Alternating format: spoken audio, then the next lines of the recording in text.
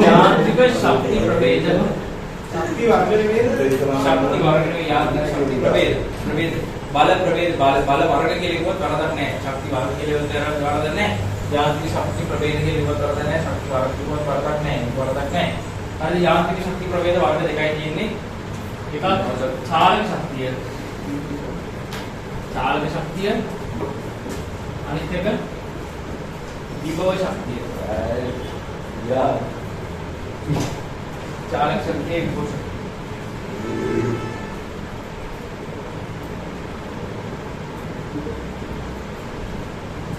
मातृकाव दागंड चालक शक्ति मातृकाव दागंड चालक शक्ति राइट सब होगा चालक शक्ति එහෙමයි ආගන්න අපි වස්තුවක් මත කාර්යයක් කරාම අපි කරන කාර්යය වස්තුව ඇතුලේ ගබඩා වෙනවා. අපි කරන කාර්යය වස්තුව ඇතුලේ ගබඩා වෙනවා. හරි? right. මම දැන් වස්තුවක් මත කාර්යයක් කරනවා.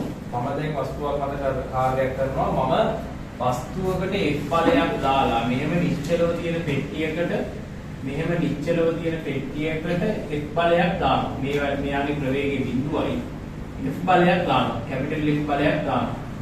कैपिटल F ඵලයක් දාන්නේ කවුද මම कैपिटल F ඵලයක් දාලා මෙයාව විස්ථාපනය කරනවා S දුරක්. හරි මෙයාව විස්ථාපනය කරනවා S දුරක් විස්ථාපනය කරනවා. S දුරක් බලයක් දාලා විස්ථාපනය කරන්නේ අනිවාර්යයෙන්ම බලයක් දානකොට වස්තුවක් ත්වරණය වෙනවා. මම බලයක් දානකොට x සමාන 1 දන්නවනේ. බලයක් දානකොට අනිවාර්යයෙන් වස්තුවක් ත්වරණය වෙනවා. ත්වරණය වෙනකොට මේකගේ ප්‍රවේගයේ v දක්වා වැඩි වෙනවා. දක්වා වැඩි වෙනවා. ප්‍රවේගයේ v දක්වා වැඩි වෙනවා. බිඳුවේ නම් ටික වැඩි වෙන v දක්වා වැඩි වෙනවා. දැන් මෙයාගේ ප්‍රවේගය v උනේ ඇයි? ත්වරණය වෙච්ච නිසා. වස්තුව ත්වරණය වෙච්ච නිසා ප්‍රවේගයේ v දක්වා වැඩි වුණා.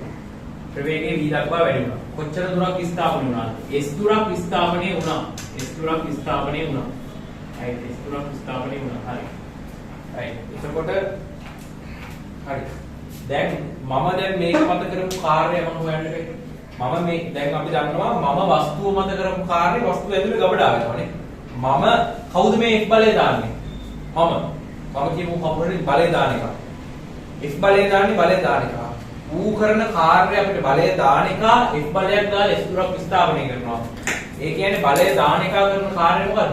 F වරක් S බලය වරක් විස්ථාපනය. ඒතර බලය දාපු එක කරන කාර්යය අපිට හොයන්න පුළුවන්. කාර්යය. හරි වස්තුව මත මෙන්න කරන්නේ. වස්තුව මත කළ කාර්යය තමයි වස්තුවේ ගබඩා වූ ශක්තිය. ඒ කියන්නේ වස්තුවේ ගබඩා වූ ශක්තිය. වස්තුවේ ගබඩා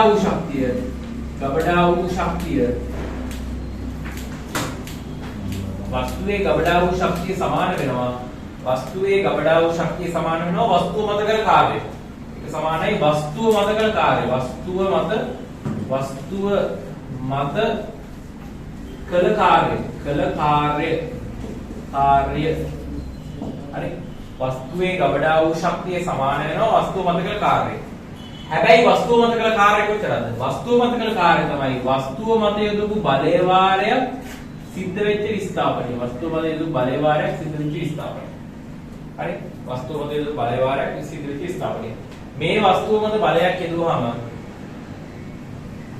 මත බලයක් යොදුවාම වස්තුවක් අනිවාර්යයෙන්ම ත්වරණය වෙනවනේ. වස්තුවක් මත බලයක් යොදුවාම වස්තුවක් ත්වරණය වෙනවා. අපි දන්නවනේ බලය සමාන ස්කන්ධේ වරක් ත්වරණය කියලා. F සමාන m වලින් මේ වස්තුව මත බලයක් දැම්මම මේ වස්තු ස්කන්ධේ m නම් මේ වස්තුව ත්වරණය වෙන්නේ සිම්පල් a වලින් නම් එතකොට මේ වස්තුවේ බලය සමාන වෙන ස්කන්ධේ වරක් ත්වරණයට. F සමාන m වලින්. හරි. එතකොට මට ලියන්න පුළුවන් F වෙනුවට ma කියලා. ලියන්න පුළුවන් ma වාරයක් s සිද්ධ වෙච්ච විස්ථාපනයේ F වෙනුවට දැන් අපි වස්තුව මත කළ කාර්යය තමයි Fs වලින් කියුවේ. බලය වරක් විස්ථාපනයේ බලය වෙනුවට ලියාගත්ත ma කියලා. ස්කන්ධේ වරක් ත්වරණය. වරක් s කියන්නේ සිද්ධ වෙන දේ විස්ථාපනය. හරි.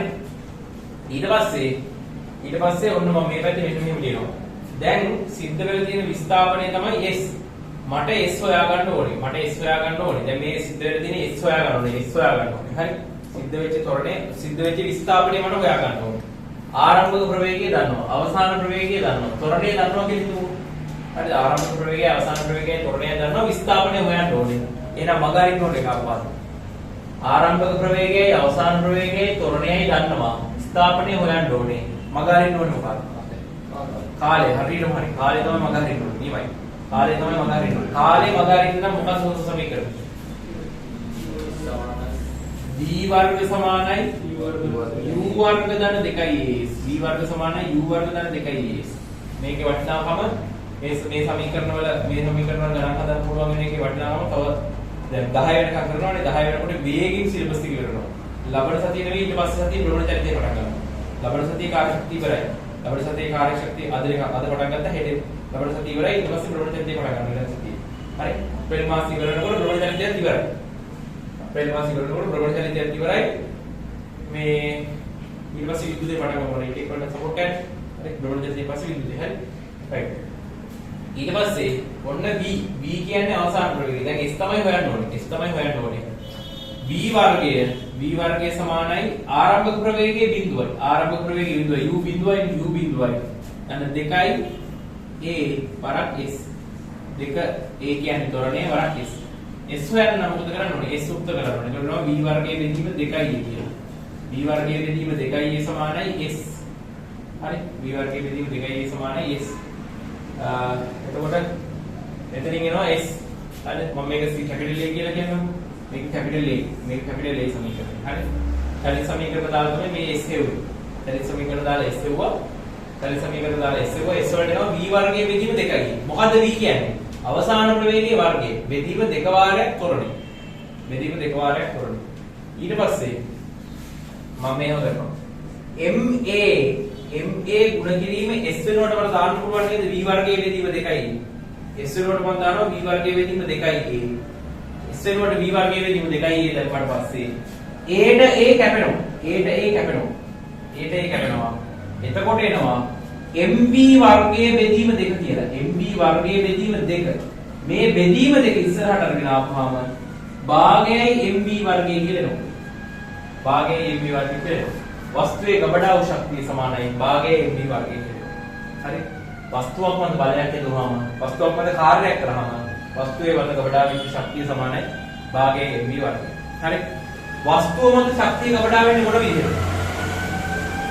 මේ වෙලාවේ වස්තුව මත බලයක් දැම්මම වස්තුවේ වේගය එන්න වැඩි වෙනවනේ. මේ වෙලාවේ වස්තුවේ ශක්තිය ගබඩා වෙලා තියෙන්නේ චාලක ශක්තියක් විදිහට. හරි. වස්තුව මත කාර්යයක් කරාම වස්තුවක් මත කාර්යයක් කරනකොට වස්තුවේ වේගය එන්න වැඩි වුණා. හරිද? වස්තුව මත කාර්යයක් කරනකොට කාර්ය කරන්න වේගය මොකද වෙන්නේ? වැඩි වෙනවනේ. බලයේ යොදලා තියෙන තාක්කල් වේගය වැඩි වෙනවා. ඒ කියන්නේ බලයේ යොදලා තියෙන තාක්කල් චාලක ශක්තිය වැඩි වෙනවා. තේරෙනවද? කාර්ය කරන්න චාලක ශක්තිය වැඩි වෙගෙන යනවා. චාලක ශක්තිය බවට පත් උනේ මොකද්ද? මූ මත කරපු කාර්යය. වස්තුව මත කරපු කාර්යය තමයි වස්තුවේ චාලක ශක්තිය බවට පත් උනේ. හරි? මේ වස්තුවේ ගබඩාවු ශක්තිය සමාන වෙන වස්තුව මත කර කාර්යය. වස්තුව මත කරන කාර්යය හොයලා බලනකොට භාගයයි MB වර්ගය. හරි? ඒ කියන්නේ භාගයේ MB වර්ගය කියන්නේ මොකද්ද? වස්තුව මත ගබඩා වෙච්ච ශක්තිය. තමයි භාගයේ MB වර්ගය කියන්නේ. වස්තුව මත ශක්තිය ගබඩා වුනේ කොහොමද? චාලක ශක්තිය විදියට. වස්තුව මත ශක්තිය ගබඩා වුනේ චාලක ශක්තිය විදියට. එහෙනම් වස්තුව මත ගබඩා වෙච්ච චාලක ශක්තිය අපිට කෙලින්ම ගන්න පුළුවන් භාගයේ MB වර්ගය. හරි? වස්තුව මත ගබඩා වූ ශක්තිය මේක ගබඩා වෙන්නේ චාලක ශක්තිය ලෙස.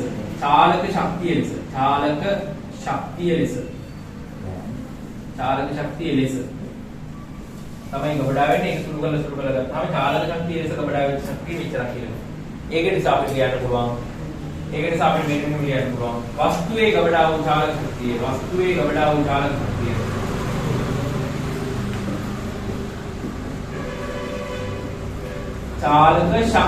වස්තුවේ ගබඩා වූ චාලක ශක්තිය සමානයි භාගයේ MB වර්ගය. හරිද? වස්තුවක් මත ගබඩාවේ වස්තුවේ ගබඩාවේ චාලක ශක්තිය සමානයි භාගයේ විශ්වය. Fs කියලා ගත්තා. මිනිසා විසින් වස්තුව මත කරන කාර්යනේ. මිනිසා විසින් වස්තුව මත කරන කාර්යය තමයි වස්තුවේ ගබඩාවේ වැඩි චාලක ශක්තිය. ඒතර මිනිසා විසින් වස්තුව මත කරන කාර්යය සුන්දර බලනකොට මෙච්චරක් ආවා. ඒක තමයි වස්තුවේ ගබඩාව චාලක ශක්තිය. අහගන්න. වස්තුවක් v වේගෙන් යනවා නම් වස්තුවක් v වේගෙන් යනවා නම් වස්තුව මත ගබඩාවේ චාලක ශක්තිය කොච්චරද වෙන්නේ? භාගයයි ස්කන්ධය වල ප්‍රවේගයේ වර්ගය. හරි? වස්තුවක් v වේගෙන් යනවා නම් m ස්කන්ධයක් කියන වස්තුවක් v වේගෙන් යනවා නම් වස්තුවේ ගබඩාවේ තියෙන චාලක ශක්තිය වෙන්නේ භාගයයි mv වර්ගය. එතකොට සර් මේ ඔය සමීකරණ නැතුව සමහර අවස්ථාවලදී Fs කියලා ගන්න පුළුවන් මේ සමීකරණේ චාලක ශක්තිය සමීකරණය. චාලක ශක්තිය සමීකරණේ Fs කියලා ගන්න පුළුවන්. ඒක හරි හොඳ ප්‍රශ්නයක්. චාලක ශක්තිය සමීකරණේ Fs කියලා ගන්න පුළුවන්ද? Fs කියලා ගත්තේ මොකද්ද? වස්තුව මත කරපු කාර්යය. වස්තුව මත කරපු කාර්යය තමයි ශක්තියක් උනේ. එහෙනම් ශක්තියක් උනේ මොකද්ද? වස්තුව මත කරපු කාර්යය. ඒතර Fs කියලා ගත්තොත් එන්නේ මොකද්ද? වස්තුව මත කරපු කාර්යය. වස්තුව මත කරපු කාර්යය වස්තුවේ ගබඩාවල තියෙන චාලක ශක්තියට සමාන වෙනවා තමයි කියන්නේ. හරි? එතකොට වස්තුව මත කරපු කාර්යය තමයි වස්තුවේ ගබඩාවේ චාලක ශක්තිය. එතකොට කොයි හරි වෙලාවක වස්තුවේ ගබඩාවේ චාලක ශක්තිය හොයන්න කියලා කිව්වොත් Fs එවුවත් හරි. බලවරක් ස්ථාපනය වුවත් හරි. හැබැයි අපිට ගණන් එන විදිහක් තියෙනවා. අපිට ගණන් එන්නේ මෙහෙමයි. v ප්‍රවේගයෙන් යනවා. ස්කන්ධයේ මෙච්චරක් විතර වස්තුවක්. උගේගේ ගබඩාවේ තියෙන චාලක ශක්තිය කොච්චරද කියලා තමයි අහන්නේ. තේරෙනවද? v ප්‍රවේගයෙන් යන ස්කන්ධයේ m වෙච්ච වස්තුවක ගබඩාවේ තියෙන චාලක ශක්තිය කොච්චරද කියලා අහනවා. එතකොට ඒකට Fs දාන්න පුළුවන්ද? බෑ. තේරෙනවනේ? ඒක ගානට අනුව බුද්ධිමත්ව කරන්න ඕනේ. right? හරි. අපි පොඩි සිංහල වාක්‍යයක් කියලා මේක ලියන්න. හරි. ලියන්න මේක සිංහල වාක්‍යයක්. වස්තුවක චලිතය නිසා ලියන්න වස්තුවක චලිතය නිසා වස්තුවක චලිතය නිසා වස්තුවක චලිතය නිසා වස්තුවක චලිතය නිසා වස්තුවක චලිතය නිසා එය සතු වන ශක්තිය වස්තුවක චලිතය නිසා එය සතු වන ශක්තිය වස්තුවක චලිතය නිසා එය සතු වන ශක්තිය වස්තුවක චලිතය නිසා ඒ සතු වන ශක්තිය චාලක ශක්තියයි වස්තුවක චලිතය නිසා ඒ සතු වන ශක්තිය චාලක ශක්තිය වස්තුවක චලිතය නිසා ඒ සතු වන ශක්තිය චාලක ශක්තියයි වස්තුවක චලිතය නිසා ඒ සතු වන ශක්තිය චාලක ශක්තියයි v වේගයේ තිරස් තලයක ගම v වේගයේ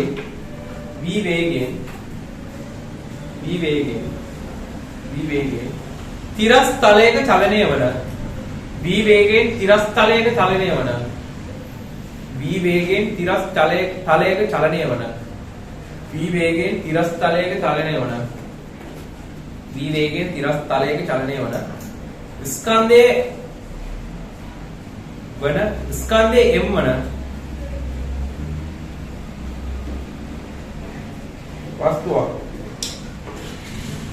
ස්කන්ධයේ m වන වස්තුවක්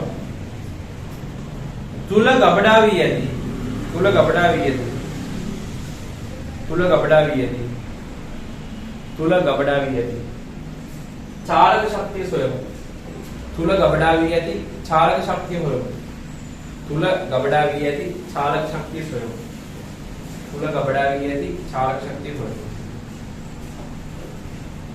තුල ගබඩා වී ඇති චාලක ශක්තිය සොයමු හරි අහන්න බලය යොදාගෙන ඉන්න කාලේ වැඩි වෙන තාක්කල් ප්‍රවේගය මොකද වෙන්නේ? ප්‍රවේගය බලය තවත් ටිකක් බලය යොදාගෙන ඉන්නොත් ප්‍රවේගය තව ටිකක් මොකද වෙන්නේ? වැඩි වෙනවා. තේරෙනවද? තවත් ටිකක් බලය යොදාගෙන ඉන්නවා කියන්නේ තවත් මේක මත කාර්ය කරනවා කියන එක නේද? තවත් බලය යොදාගෙන ඉන්නවා කියන්නේ තවත් කාර්ය කරනවා කියන එක. ඒ කියන්නේ මෙයාමත් කාර්ය කරන්න චාලක ශක්තිය මොකද වෙන්නේ? වැඩි වෙනවා. තේරෙනවද? මෙයාමත් තවත් කාර්ය කරොත් තවත් චාලක ශක්තිය වැඩි වෙනවා. ඒ කියන්නේ මෙයාමද තවත් කාර්යයක් කරනවා කියන තවත් කාර්ය කරනවා කියන අපේ ඇඟේ තියෙන ශක්තිය මෙයාට තවත් පටවනවා. මෙයාමද කාර්යයක් කරනවා කියන අපේ ඇඟේ තියෙන ශක්තිය මෙයාට දෙනවා කියන්නේ. කාර්යයක් කරනවා කියන එකේ තේරුම මේකනේ. මගේ ඇඟේ තියෙන ශක්තිය කාර්යයක් කරා මෙයාට දෙනවා.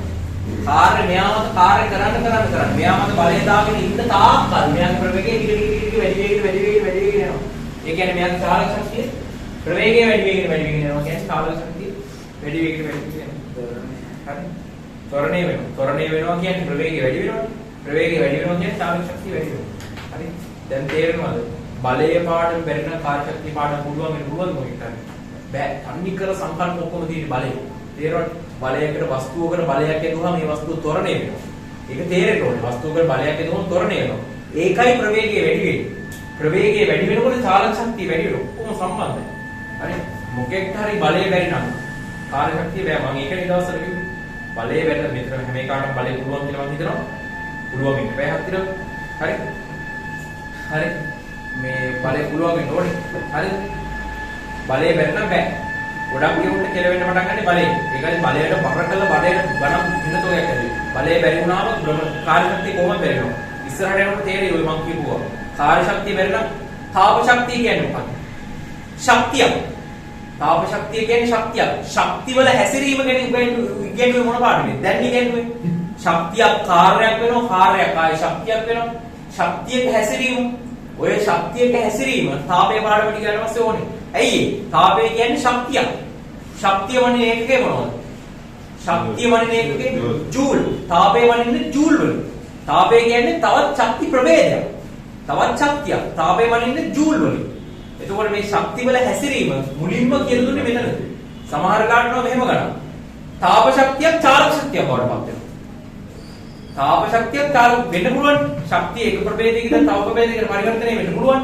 එතකොට චාලක ශක්තිය තාප ශක්තියට සමාන කරලා ඔන්න ඔහොම කේස් දාන්න තියෙනවා.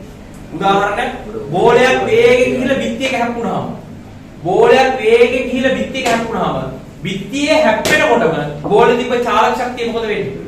නැති වෙලා යනවනේ. බිත්තිය හැප්පිලා නතර වුණා කියන්නේ මොකෝ? බෝලයක් මෙහෙම ඇවිල්ලා බිත්තිය හැප්පිලා නතර වෙනවා. බිත්තිය හැප්පිලා නතර වෙනවා. ප්‍රවේගය නැති වෙනවා. ප්‍රවේගය මෙහෙම වේගෙන් එනකොට ප්‍රවේගයක් තියෙනවනේ මෙයාට. මෙහෙම හැප්පිලා නතර වෙච්ච ගමන් ප්‍රවේගය නැති වෙලා යනවා. ප්‍රවේගය නැති වුණා කියන්නේ චාලක ශක්තිය නැති වෙලා යනවා. ඒ නැති වෙච්ච චාලක ශක්තිය මොකක් හරි එකක් බවට පරිවර්තනය වෙන්න බෑ. ශක්තිය මවන්නවත් නැති කරන්නවත් බෑනේ. ශක්තිය මෙයාගේ ඇඟේ තිබ්බ චාලක ශක්තිය නැති වුණොත් ඒ චාලක ශක්තිය තව කාට හරි යන්න ඕනේ. ඒක තාප ශක්තිය බවට පරිවර්තනය වෙනවා. බෝලයක් වේගයෙන් වෙල බිත්තිය බෙදලා බිත්තිය රත් වුණොත් ඒ කියන්නේ මුගේ ඇඟේ තිබ්බ චාලක ශක්තිය තමයි බිත්තියේ තාප ශක්තිය බවට පරිවර්තනය වෙලා තියෙන්නේ. ධ්වනි ශක්තිය බවට පරිවර්තනය වෙනවා. ධ්වනි ශක්තිය බවට පරිවර්තනය වෙනවා. බෝලයක් වේගයෙන් බිත්තියකට ගැහුවොත් ඒක සද්දයක් එනවනේ. හා ගණ්ඩාරයෙන් වෙන්නේ ඒකනේ. ඔව් ගණ්ඩාරක වෙන්නේ ඒක.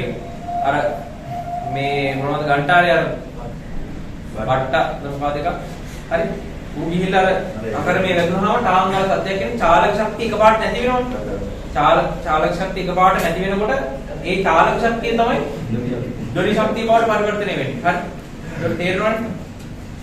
ඔව් ඒ චාලක ශක්තිය ධ්වනි ශක්තිය බවට හානි වෙනවා. යම් ප්‍රමාණයක් ධ්වනි ශක්තිය බවට පත් වෙනවා. ඉතුරු ටිකෙන් ආපස්සට එන්න පටන් ගන්නවා. ඒකේ කතන්දර ඇතිනවා. හරි. ඒක වෙනම කතන්දර ඇතිනවා. ඒක හස්සේ කතා කරා. හරි. කොහොමද තේරෙනවනේ මේ ඔක්කොම එකිනෙකට සම්බන්ධයි. මේ ඔක්කොම එකිනෙකට සම්බන්ධයි. ඒ සම්බන්ධ දංගලේ පළවෙනි පුරුක තමයි බලය.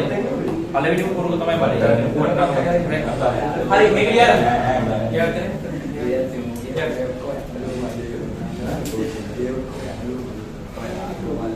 සර් රූපේ නන්නේ රූපේ ඇදලා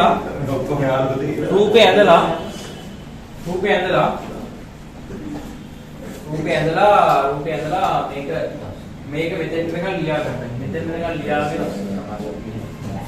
එහා පැත්තේ සයිඩ් එකේ මේක ඔප්පු කරගන්න. එහා පැත්තේ සයිඩ් එකේ මේක ඔප්පු කරගන්න. මේක ඔප්පු කරගෙන මේක ඔප්පු කරගෙන capital AES ආදේශය capital AES ආදේශයෙන් කියනilla A වල capital A වල S වලට තියෙන V වර්ග බෙදීම දෙකයි. ඒක මෙතෙන් දාලා ඉස්සෙල්ලා සුළු කරලා ගන්න ගබඩා වූ චාලක ශක්තිය තියෙන භාගයේ AB වර්ගයේ. ඒක නිසා චාලක ශක්තිය වෙන සූත්‍රය තමයි භාගයේ AB වර්ගය.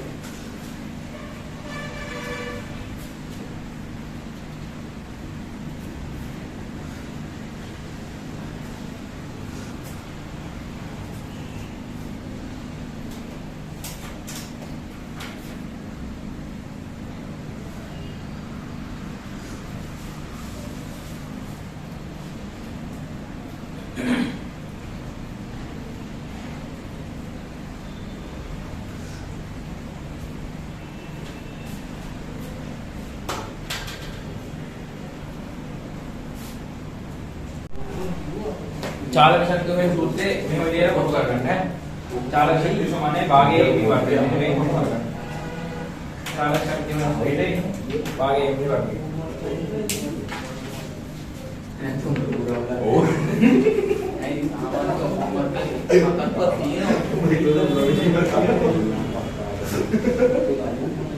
මාතෘකාව දාගන්න चालक शक्तिය සහ ගම්මිතාව අතර සම්බන්ධය මාතෘකාව දාගන්න चालक शक्तिය සහ ගම්මිතාව අතර සම්බන්ධය මාතෘකාව දාගන්න चालक शक्तिය සහ ගම්මිතාව අතර සම්බන්ධය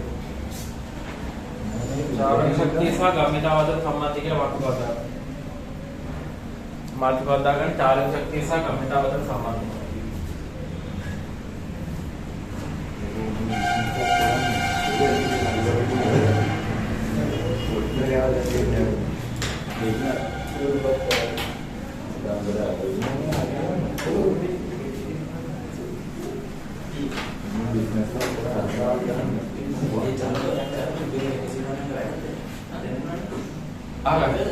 चालक शक्तिයට සාමාන්‍යයෙන් ඉංග්‍රීසියෙන් කියන්නේ කයිනටික් කියලා කියන්නේ KE चालक शक्तिය කියන්නේ කයිනටික් කියලා කියන්නේ KE හරි එතකොට KE හරි चालक शक्तिය KE කියන කම තමයි කියන්නේ හරි එතකොට चालक शक्तिය KE चालक शक्तिය කයිනටික් කියන සමාන වෙනවනේ භාගයේ mv වර්ගයට භාගයේ ස්කන්ධය වල ප්‍රවේගයේ වර්ගයට සමාන වෙනවා चालक शक्ति समान है भागे स्कंदे बराबर प्रवेग के वर्ग चालक शक्ति समान राइट ඊට පස්සේ දැන් चालक शक्तिය සහ ගම්මිතාව අතර සම්බන්ධය තමයි ඉගෙන ගන්න හදන්නේ ගම්මිතාව කියන්නේ මොකද්ද ගම්මිතාවේ සූත්‍රය ස්කන්ධය බරා ප්‍රවේගය හරියටම හරි ස්කන්ධය බරා ප්‍රවේගය ස්කන්ධය බරා ප්‍රවේගය හරි එතන चालक शक्तिය සමානයි භාගයයි m වරක් v වර්ගයෙන් මේ තියෙන්නේ ප්‍රවේගයේ වර්ගයෙන් මම මේක ලියා ගන්නවා ප්‍රවේගයේ වරක් ප්‍රවේගයෙන් කියනවා ප්‍රවේගයේ වර්ගය මට එහෙම ලියා ගන්න පුළුවන් භාගයේ ස්කන්ධේ ප්‍රවේගයේ වරක් ප්‍රවේගය ප්‍රවේගයේ වර්ගය එහෙම ලියා ගන්න පුළුවන් මෙතන ඇවිල්ලා තියෙනවා නේද ස්කන්ධේ වරක් ප්‍රවේගය කියන්නේ ස්කන්ධේ වරක් ප්‍රවේගය කියන්නේ මොකක්ද ගම්මිතාව හරි දැන් මට ලියන්න පුළුවන් මේක 1 මේක 2 හරි 1 හා 2 මට ලියන්න පුළුවන් කයිනටික් එනර්ජි එක සමානයි භාගයයි ස්කන්ධේ වරක් ප්‍රවේගය කියන්නේ ගම්මිතාව වරක් ප්‍රවේගය අන්න ගම්මිතාවයි चालक शक्तिය අතර සම්බන්ධය चालक शक्तिය සමානයි භාගයයි ගම්මිතාව වරක් ප්‍රවේගය කියලා සමීකරණයක් හදා ගන්න පුළුවන් මේක දාන්නත් ගණන් එනවා හරිද මේකත් ලියාගන්න ඊපස්සේ ගණන් දෙක තුනක් හදමු මේකත් ලියලා කොහොම කරගන්න මේකත් ලියලා කොහොම කරගන්න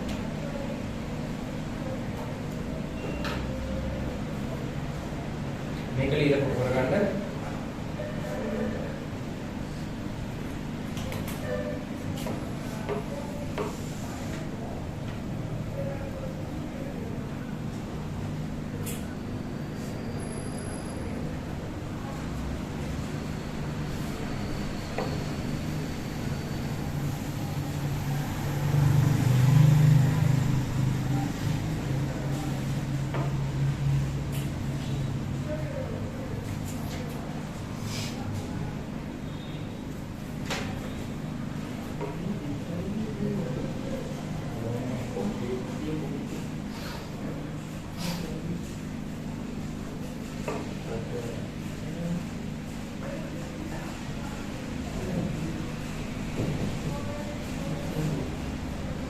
හරිනේ ඊට පස්සේ තව සමීකරණයක් හදා ගන්න පුළුවන් හරි ඕකෙන්ම चालक शक्තිය ගම්මිතාවය අතර තව සමීකරණයක් හදා ගන්න පුළුවන් අන්න මෙතනින් මට මෙන්න එහෙම ගන්න පුළුවන් නේද මෙතන දෙවෙනි සමීකරණයෙන් ගන්න පුළුවන් p බෙදීම m සමානයි p බෙදීම m සමානයි v කියන ප්‍රවේගය කියන්නේ ගම්මිතාව බෙදීම ස්කන්ධය කියලා ගන්න පුළුවන් ප්‍රවේගය සමානයි गम्यता समान है स्कंधे वाला प्रवेग समान है गम्यता बेदीम स्कंधे කියලා ගන්න පුළුවන් राइट එතකොට මට चालक शक्तिයට මෙන්න මෙහෙම ආදේශ කරන්න පුළුවන් काइनेटिक एनर्जी එක සමානයි काइनेटिक एनर्जी එක සමානයි භාගයයි ස්කන්ධයේ වාරය ප්‍රවේගයේ වර්ගය ප්‍රවේගය කියන්නේ මොකද්ද ගම්‍යතාව බෙදීම ස්කන්ධය එතකොට ගම්‍යතාවයේ වර්ගය බෙදීම ස්කන්ධයේ වර්ගය ප්‍රවේගය කියන්නේ ගම්මිතාව බෙදීම ස්කන්ධය. ඒකේ වර්ගය කියන්නේ ගම්මිතාවේ වර්ගය බෙදීම ස්කන්ධයේ වර්ගය. හා? මේකට ආදේශ කරේ. දෙකෙන් එකයි m වරක් b වර්ගය. b කියන්නේ b බෙදීම m. ඒකේ වර්ගය. ඔයගොල්ලෝ නැහැ. හරි. එතකොට මෙතන මේ ස්කන්ධයේ මේක කැපෙනවා. එතන මේකට කැපෙනවා. එතකොට එනවා මට මෙන්න මෙහෙම. චාලක ශක්තිය සමානයි. චාලක ශක්තිය සමානයි භාගයයි p වර්ගයේ බෙදීම m කියලා. භාගයේ p වර්ගයේ බෙදීම m. ගම්මිතාව වර්ගයේ බෙදීම ස්කන්ධය. ඔන්නෝම චාලක ශක්තිය වෙන්න පුළුවන්. චාලක ශක්තිය වෙන්න තව සමීකරණ. හරි. මේකත් ක්‍රියා කරනවා. චාලක ශක්තිය වෙන්න සමීකරණ තුනක් කියලා දුන්නා. මේ සමීකරණ තුනම විවිධ අවස්ථාවලදී උගන්වනවා. හරි. බැරි වෙලාවත් ප්‍රවේගය දෙන්නේ නැතුව අහන්නකො ප්‍රවේගය දෙන්නේ නැතුව ගම්මිතාවයි ස්කන්ධය විතරක් දුන්නොත්. හරි. ප්‍රවේගය දෙන්නේ නැතුව ගම්මිතාවයි ස්කන්ධය විතරක් දුන්නොත් මෙන්න මේ සමීකරණය දාලා අපිට චාලක ශක්තිය හොයන්න පුළුවන්. බැරි වෙලාවත් ස්කන්ධය දෙන්නේ නැතුව ගම්මිතාව දුන්නොත් ගම්මිතාවයි ප්‍රවේගය දුන්නොත් මේ සමීකරණය දාන්න පුළුවන්. ගම්මිතාව දෙන්නේ නැතුව ස්කන්ධයයි ප්‍රවේගය දුන්නොත් මේ සමීකරණය දාන්න පුළුවන්. හරි. ඔන්නෝම සමීකරණ තුනක් විදිහට කොටු කරගන්න. චාලක ශක්තිය හොයන්න සමීකරණ තුනක් කොටු දෙන්නේ. මෙතන කොටු කිරීමක් කරනවා. ගාන හදන්න කලින් මම පොඩි තියරියක් වගේ නිකන් මතක් කරන්න